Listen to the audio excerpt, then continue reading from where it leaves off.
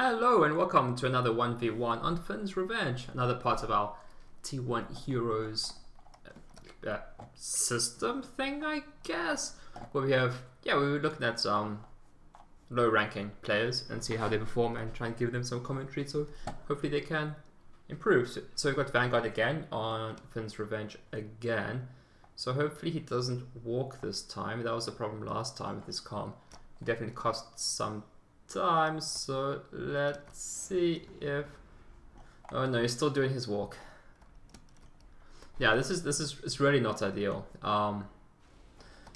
Just a move command here or here gives the walk command, and the placement of the P-gens here is also problematic because he's going to move his comm because the P-gen was placed where his comm was, so it'd be much better to have placed the P-gen where his comm wasn't. So then... Oh no, so that walks about was this engineer is going down. Oh dear. Yeah, Vaangard, please. Have a think about your build order here. You really don't want your comm moving about, and you don't want to send all your engineer all the way back up here to put P-gens against the land factory. The adjacency you get from P-gens next to land factories is really nothing great, so whether it's a nice thing to do, but it's far from essential. I certainly wouldn't walk any distance to put a PJ next to a land factory, as opposed to just anywhere where it's convenient. So yeah, using the move command, please Vaangard, please do that in the future. It'll help you a lot. Small changes at the start of the game often do yield very big dividends. We've got the raids coming out too, so this is something that you do have quite on point with. You're very good with your raids.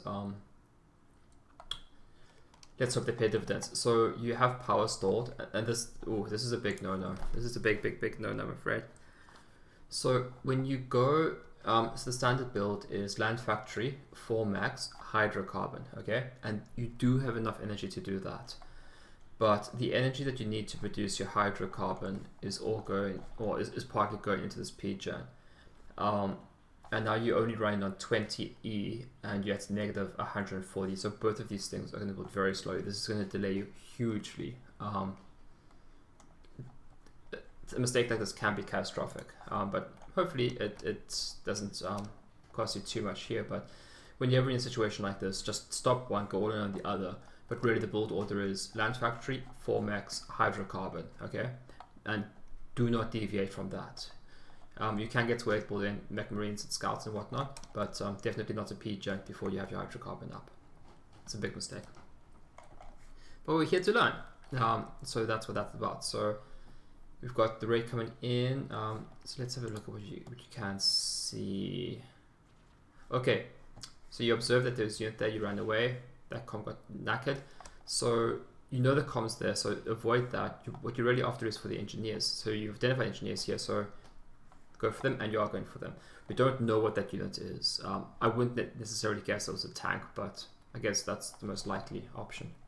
So that's good. You're going to trade for the engineers. Again, it's good pickup, so move, yeah.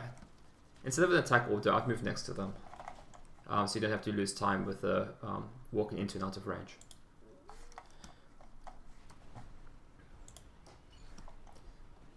Okay, so we've got some mass in the back, we've got some engineers reclaiming.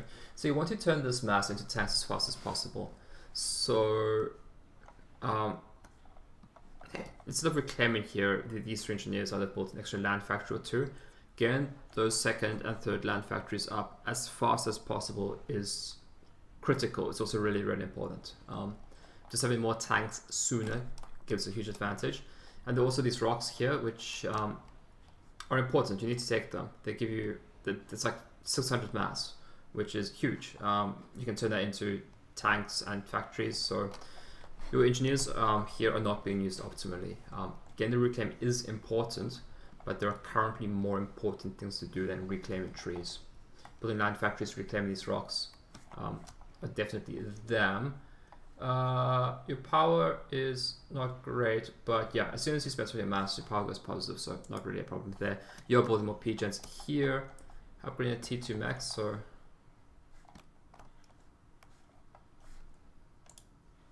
yeah, it's I think it's fine at this level. to go fast T2 max. You probably won't be punished for it. At a higher level, you won't get away with this. But at a low level like this, I think you'll probably be fine. We've got an upgrade coming on Juicy, which it depends what it is. Okay, so that's a gun. You can see by his arm glowing that the upgrade is on his arm, and that's going to be a gun. And this is probably going to make you cry, because I don't think you have any answer for this. So we'll just have to see how this plays out. Okay, so we've got pigeons coming out. We've got the land factory coming down here. So at this point of the game, at 5 minutes, your comm is basically worth 2 engineers. It's much better used as combat units, and indeed you are. So that's good. That's what we want to see.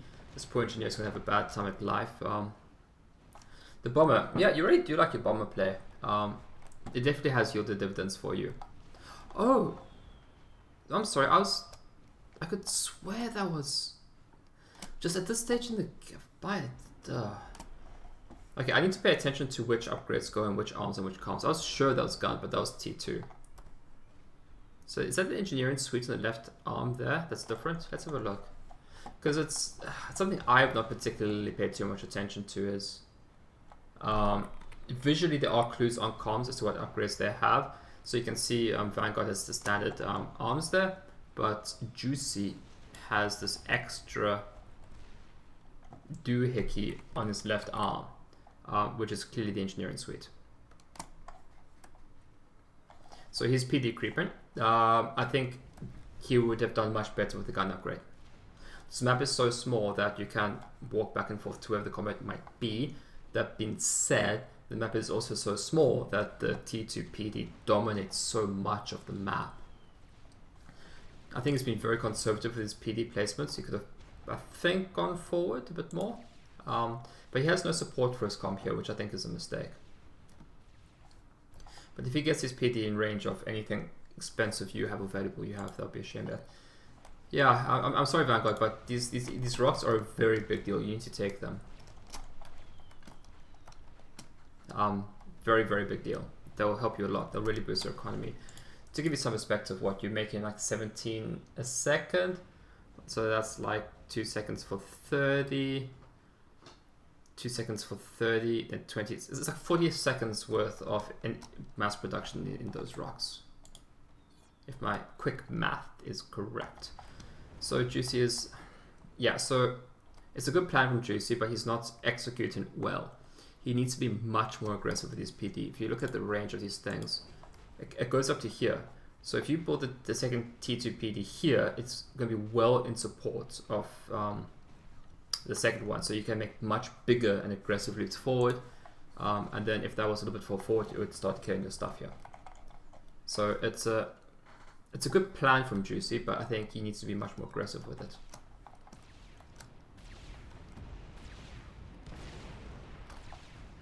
To stop that advance up with the comm, eco-wise, Juicy's ahead. That's yeah, you don't have control of these mechs on the left hand side. So on the face of it, at the start, it's oh geez, I don't know. Actually, Juicy has very little to stop your comm pushing straight up or forward. Very little indeed. So if you walk your comm right up into his base, it's not clear if you can stop it. Being on 4 hit points and knowing his comm is here and being conservative is definitely what I would do. And if you do run into trouble, you can always run into the water. These bombs are coming through. What would they go for? There is a tier 1 AA turret, but it'll be interesting to see what the target is. It's going for the hydrocarbon, which is, yeah, I don't think you're going to kill it. Yeah, in hindsight, always hindsight, the engineers would have been the better target. He's supporting his tier 1 land factory with engineers, which I think is a mistake. Just rather build more land factories. Okay, so here we have what's going on. Unfortunately, this PD is shooting the hill. So whenever you do PD placements, you always want to get the top of the hills because this can really be very damaging. He had the idea, the execution wasn't quite there. His comm should push forward. He'll clear up the T1 RD. So a fun thing to do with this, and this is just general advice, a fun thing you can do with this is you only have one unit that can build T2, but it doesn't mean he has to build them. He only has to place the structure. So if you have 10 or 5 engineers or what have you, he can place the PD, have the engineers build it, and then use him as a combat unit. He doesn't actually have to build the thing. He just has to place the structure. So that's always something that you can take advantage of. Vanguard's pushing for this comp. Juicy does in fact have nothing to stop this, so he can he will clear this up. It will take him time to shoot everything. This RT will constantly attrition hit points on you. So I mean, it's a target rush environment. There are too many things for you to kill that you want to kill, but I would definitely move about more so as not to take those RT hits.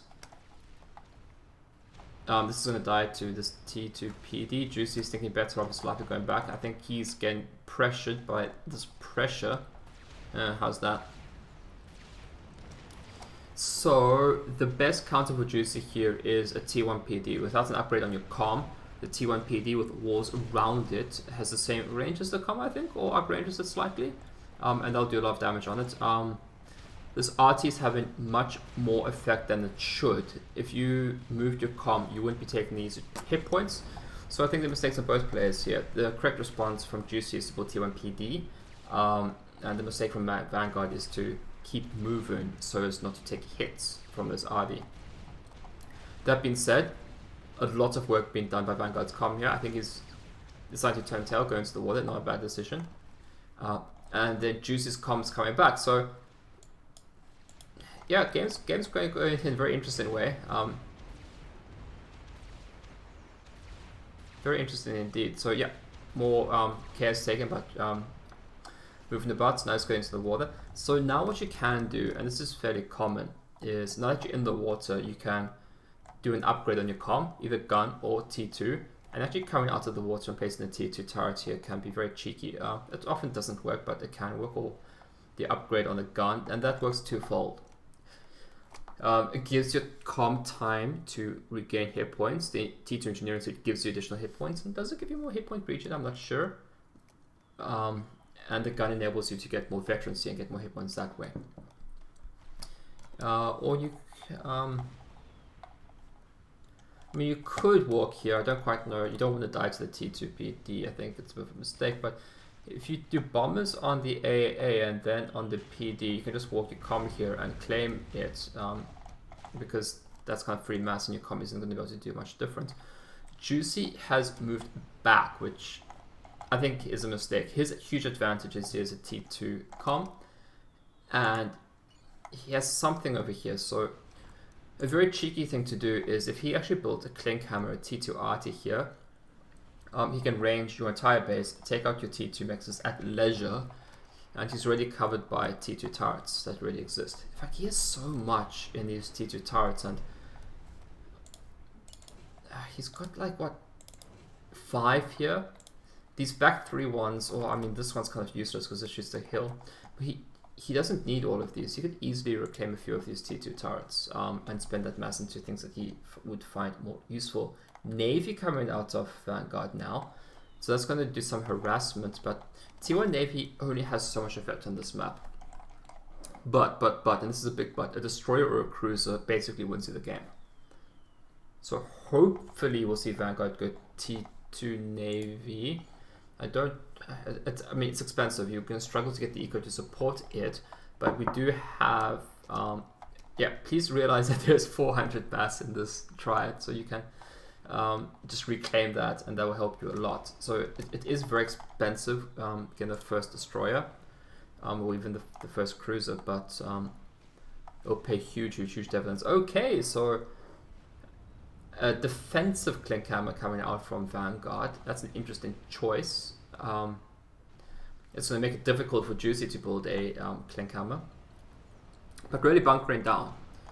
He does have the T2 mexes to support his economy here, and yeah, hopefully you'll take out this T2 max with a frigate. Okay, so again, very good value from this frigate.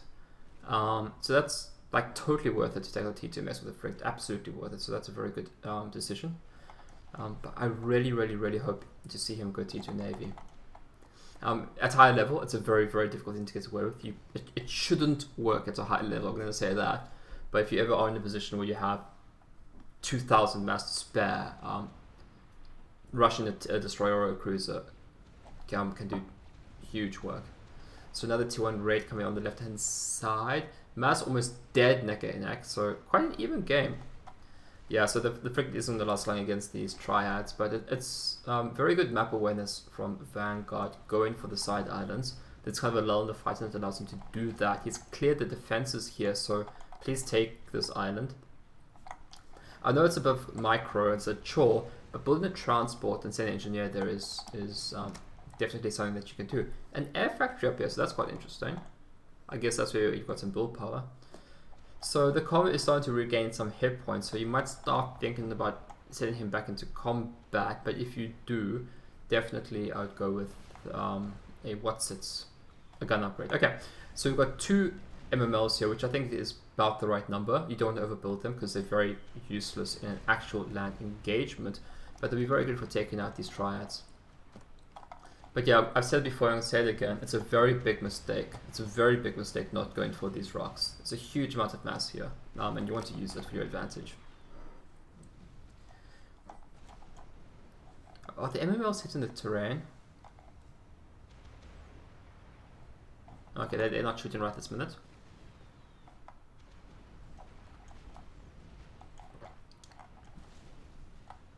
He is going T2 Navy, I'm so excited. So with the T2 RT, you also want to put T1P gens adjacent to it because that increases its fire rate, and just also because it's such an expensive structure, and you're already in your main base, putting a shield over here will protect your click hammer and your T2 maxes, or some shield here to protect your valuable things. At this point starts becoming a thing that you want to do. You're not being punished for it, but another thing that you always also want to do here, just because you have so many expensive structures, is you want to get TMD, Tactical Missile Defense. Even if you want to go with TML here, it's also very effective. I think you can range almost the entire map. There are definitely expensive things you can hit with the TML, so that's also a viable option.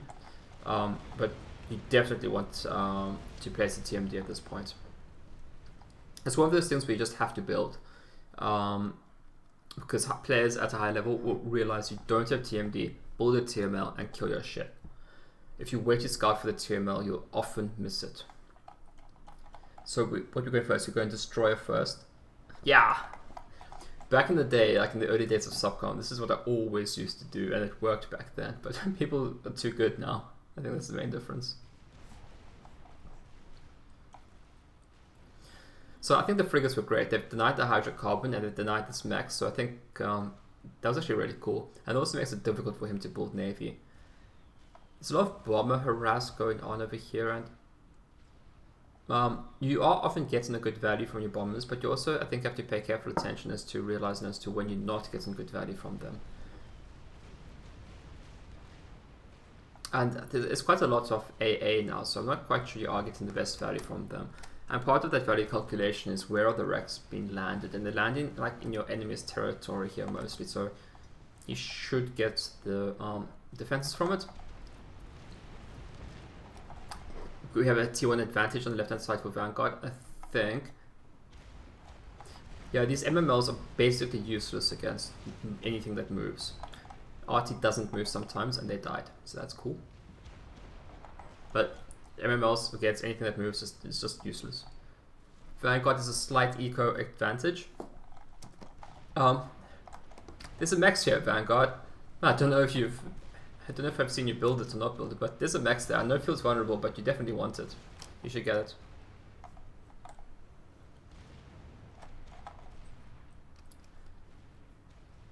So yeah, I think at this point, Vanguard is kind of doing the right thing. He's holding the chokes, he's holding them well, and he's got a unit that's been built that's going to win him the game. So, I think that's fine.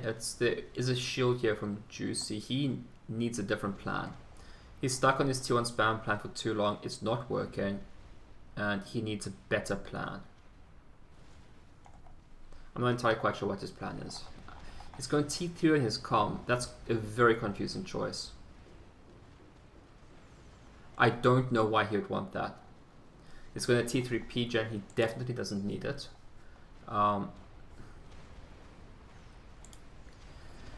So if I was in Juicy's position, you're going to want Torp Bombers to deal with the Destroyer. That's the counter, is Torp Bombers. So knowing that, Vanguard should have Interceptors ready to counter the obvious counter to his Destroyer. Hopefully, I think that's a Cruiser, right? And then after the Cruiser, I would actually build a Shield Boat, because with the Shield Boat basically means that the Torp Bombers are going to have to really overinvest to break the shield and then kill the Cruiser or the Destroyer. But setting the Destroyer around and just his main target should be T2 Maxes, so just keep I wouldn't keep him here. He's getting stuff that these pillars could easily do. This Destroyer should just manually target the T2 Maxes until he gets to the base over here and then start killing T2 Maxes, shields, and P-Gens. This is a big mistake from Juicy. He just doesn't need it and it's so expensive. Other options for Juicy are maybe T3 land, like Percival's. Hey, we're going Janus, that's cool. And the Clink Hammer, so Destroyers are great, but this unit isn't being used optimally. I'd probably say you get about 10% of the value that you could be getting from this unit.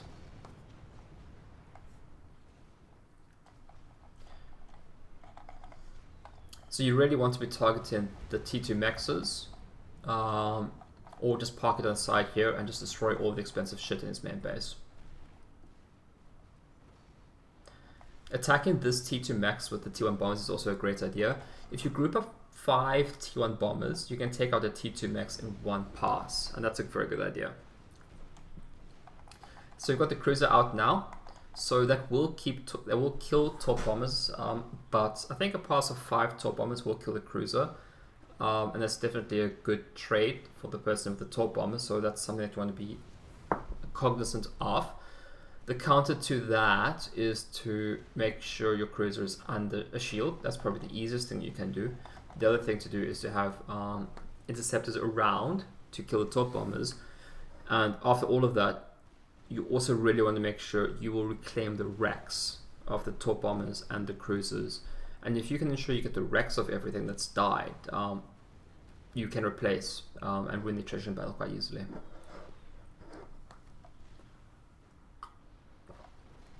So the Cruiser's going around, he will shoot Cruiser's missiles at things. Hopefully he'll target... Okay, so the Destroyer has moved forward. I think into a different, better firing position? Or... so this has been cleared up now. The TMD will shave some of the damage off from the cruise missiles, but some will get through. And slowly killing things is great. Quickly killing things is better, but slowly killing things will get you there. So we have another cruiser coming. No, that's a destroyer. We have another destroyer coming out, a Valiant class destroyer, that one and this one, and the cruiser is going to park here. It takes a while for the cruise missiles to break shields, but if you want to play this game, and it's a game I like to play often, it's an arms race. You build cruisers here and he builds TMD. You keep building cruisers and he keeps building TMD. Eventually you will win, and he invests all his eco in things like TMD and shields. It's a fun game. The cruisers usually always win. So talking about the counters that Juicy can do, T2 RT in his main base can help keep the cruiser at bay. The cruiser does have more range, so it's limited. It just forces the cruiser a little bit further back. You have to figure out how to kill the cruiser, and especially when you have shields here, especially when you have shields here, the main counter of Torp Bombs doesn't really work. You really want ships. You really to kill this. You really want ships of your own. This hover can work, and it's quite a good response from Juicy actually. But you should kite it. You should just sail away from it. You have range. You can kite them. It was a shame the destroyer died down there, but if you just keep them at range, you can count them. The gunships are actually a great counter as well, because the counter to their counter is the cruiser. So the gunships will kill the spam eventually. Just keep sending the cruiser away. It's too expensive. You don't want to lose it. What? I guess... I don't know why this replay ended. I don't know why it said Vaangard. Did you give up, Vaangard? Did you have to go home? It's a shame. You're in a very strong position. I think you'd have definitely won this. Yeah, you definitely want to kite with the destroyers. You want to keep them apart. This is a good counter from Juicy, but if you had kept your destroyers and kept them together and just kited them, you would have killed this hover. The Stingers would have killed them given time. So I think you had this. Even with this, you just had to, I think, get the morale kill. Were you just like, did you just have a morale kill, having the hover kill your units? It's a shame. That's a big shame. Another big counter for these to have hover is to have frigates in your army, because they will take hits from the hover and they'll also shoot the hover too. I definitely think you had this. You're definitely in the strongest position. Vaangard does have a few T3 mexes, but he's so bunkered in. You basically have the map control. Yeah, so I hope you find that helpful, and I hope to see you continuing to improve. So yeah, thanks for sending that through. And if any other people who are watching, they want the replays to go through, feel free to put them in the comments and send them to me, and I'm happy to go through them. So hope you enjoyed that. Okay, thanks for watching. Bye.